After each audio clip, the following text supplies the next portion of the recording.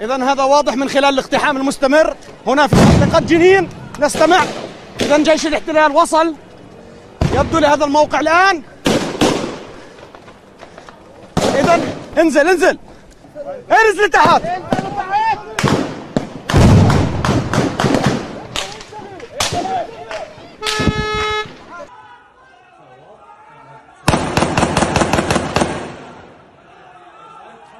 لك ارجع ارجع.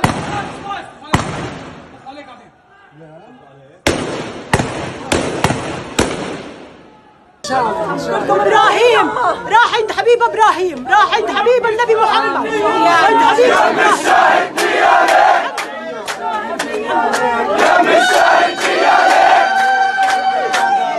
وكأن بوتين يقولها: أنتم تدعمون أوكرانيا ونحن سندعم فلسطين. لتعلن الاستخبارات الإسرائيلية عن وجود بصمات الدب الروسي في الطوفان الفلسطيني، وقائد المقاومة يصرح: كل استهداف للفلسطينيين سنقابله بإعدام رهينة، والرد الإسرائيلي لا يتأخر. لبنان تشارك عسكريا في طوفان الأقصى، وتل أبيب لا تدري من أين ستأتيها الضربة القادمة. ليستدعي نتنياهو 100,000 من الجنود. مصر تحذر إسرائيل والعرب يحضرون أنفسهم بمباركة الروسية، فما الذي سيحدث؟ المقاومة تواصل إمطار إسرائيل بالصواريخ ليرتفع عدد القتلى. الفلسطينيون يقتحمون مواقع وقواعد جديدة ويسيطرون على مناطق شاسعة. منظومة دفاع جوية محلية بأيد فلسطينية تقلب معادلة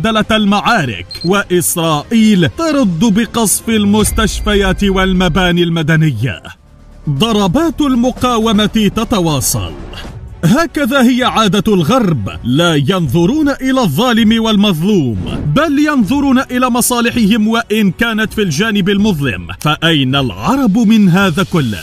هنا الاتحاد الأوروبي يعد عدته ويحسب حساباته ليبدأ تدخله في الحرب الفلسطينية الإسرائيلية. ليعقد الاتحاد اجتماعا طارئا لوزراء خارجيته لبحث الأوضاع في القطاع وغلاف غزة، ويخلص إلى وقف مساعدات كانت مخصصة لفلسطين تبلغ نحو 690 مليون يورو. يا له من حل سحري للقارة العجوز. هذه الخطوة الأوروبية كانت أمريكا قد سبقتها بها، وبعد إعلان واشنطن التدخل عسكريا قال البيت الأبيض إن الرئيس الأمريكي جو بايدن تعهد بتقديم الدعم الكامل لإسرائيل في مواجهة الهجوم غير المسبوق من قبل مقاومة فلسطين. لكن مهلا، هل يكون الدعم الأمريكي لتل أبيب كما حدث ويحدث مع كييف، أم أن هناك اختلافا في المقامات يا أبناء العم سام؟ ليأتي الدور على الدب الروسي.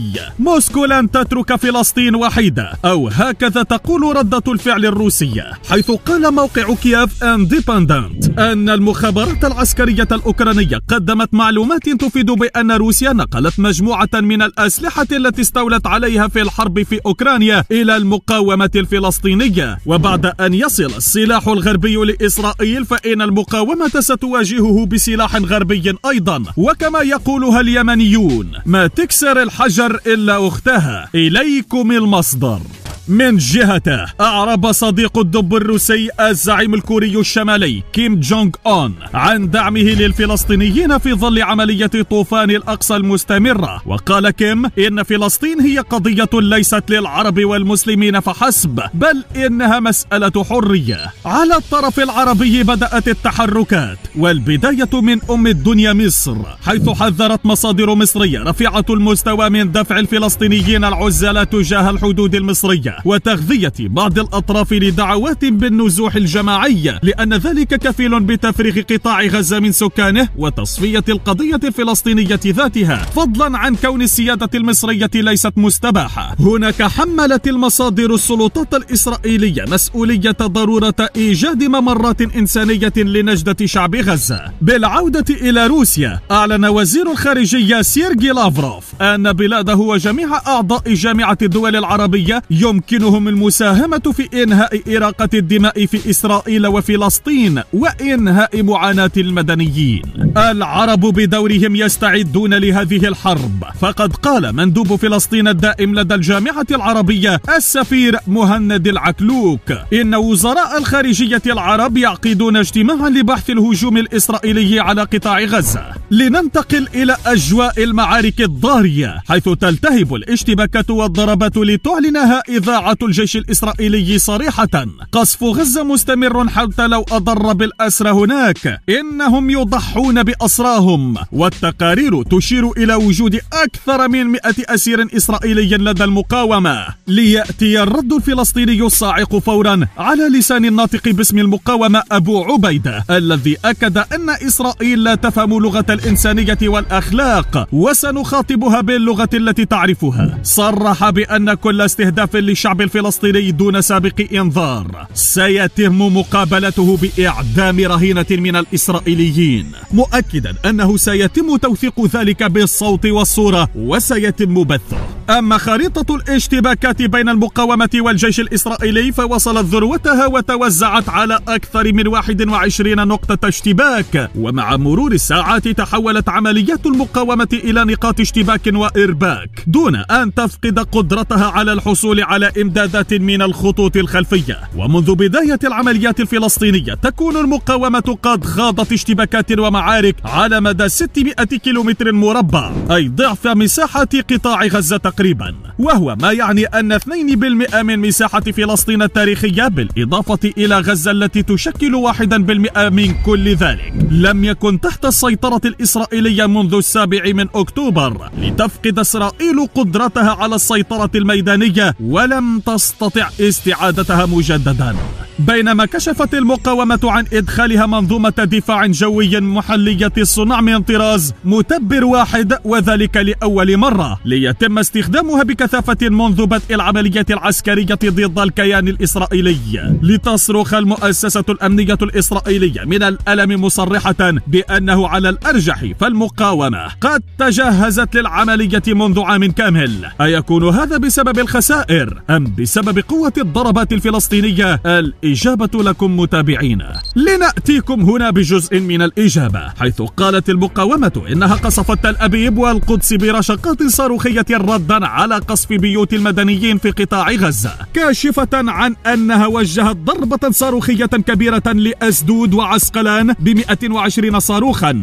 الأرقام تتحدث، وتل أبيب ضمن قائمة الأهداف، ما تسبب بتوقف حركة الطيران في مطار بن غوريون، بينما لا تزال شركة الطيران العالمية تواصل إلغاء رحلاتها إلى إسرائيل. فيما اقتحمت المقاومة مواقع وقواعد الكيان العسكري شرق وشمال غزة، دمرت عددا من آلياته وأنظمة الاتصالات والمراقبة لديه. لتعلن وزارة الصحة الإسرائيلية عن الحصيلة حتى كتابة هذا الفيديو ارتفاع عدد القتلى الإسرائيليين منذ بداية العملية إلى أكثر من 1000 وأكثر من 2500 مصاب. في المقابل أعلنت وزارة الصحة في غزة ارتفاع عدد الضحايا في الهجوم الإسرائيلي إلى 560 شهيدا وأكثر من 3000 مصاب جراء قصف إسرائيل للمدنيين والمدارس والمستشفيات، بل وقصفت حتى طواقم الإسعاف بطريقة وحشية. هذا واستدعت إسرائيل مئات الآلاف من قوات الاحتياط لضرب غزة. ليبلغ رئيس الوزراء الإسرائيلي بنيامين نتنياهو الرئيس الأمريكي بأن إسرائيل مضطرة لبدء عملية برية في قطاع غزة. وخلال هذه المعارك أعلنت وزارة الخارجية الأمريكية أن عدد الضحايا الأمريكيين الذين قتلوا في هجمات في إسرائيل ارتفع من 4 إلى نحو 12، والقائمة مفتوحة على الحدود الإسرائيلية. لكن مع لبنان هذه المرة بدأت مخاوف تل أبيب تثور من جديد بعد أنباء عن عمليات تسلل إلى داخل إسرائيل من جهة الأراضي اللبنانية، حيث تنتشر قوات الجيش الإسرائيلي في المنطقة. القاهرة. قالت القناة 13 العبرية إن 3 جنود إسرائيليين أصيبوا خلال اشتباكات مع مسلحين تسللوا من لبنان، بينما أفادت مصادر محلية لبنانية بأن المنطقة الحدودية مع إسرائيل تعرضت لقصف من الطيران الحربي الإسرائيلي بأكثر من 4 غارات، ليدفع الجيش الإسرائيلي بتعزيزات عسكرية إضافية إلى الحدود مع لبنان لترد مقاومة لبنان باستهداف مواقع إسرائيلية بالصواريخ وقذائف الهاون.